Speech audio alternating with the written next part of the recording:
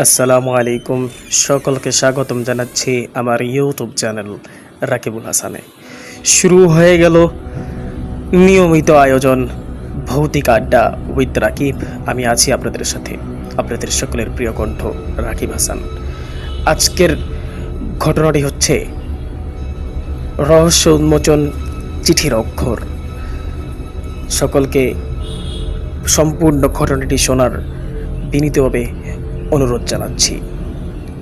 এর আগে বলতে চাই, যারা আমার ইউটিউব চ্যানেলে নতুন আছেন অবশ্যই চ্যানেলটিকে সাবস্ক্রাইব করে রাখবেন, বেল আইকন ক্লিক করে রাখবেন যেন সবার আগে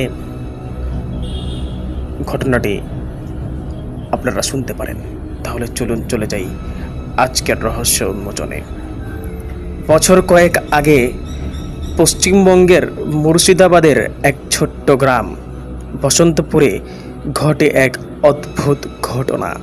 গ্রামটি ছিল খুবই নিরিবিলি, চারপাশে ধান ক্ষেত, মাঝখানে একটা পুরনো দোতলা বাড়ি যার নাম ছিল শ্যামল ভিলা। বহু বছর ধরে এই বাড়িতে কেউ থাকতো না, তবে রাত হলেই ভেতর থেকে আলো জ্বলতে দেখা যেত। একদিন গ্রামের তরুণ সাংবাদিক রুদ্র শহর থেকে ছুটি নিয়ে গ্রামের বাড়িতে আসে। সে শুনতে পায় গ্রামের ছেলেমেয়েরা কেউ ওই ভিলার ধারে কাছে যায় না, কারণ রাতে বাড়িটার এক জানালা খুলে যায় আর সেখান থেকে কারা যেন চাপা গলায় কিছু পড়তে থাকে, একটা পুরনো চিঠি।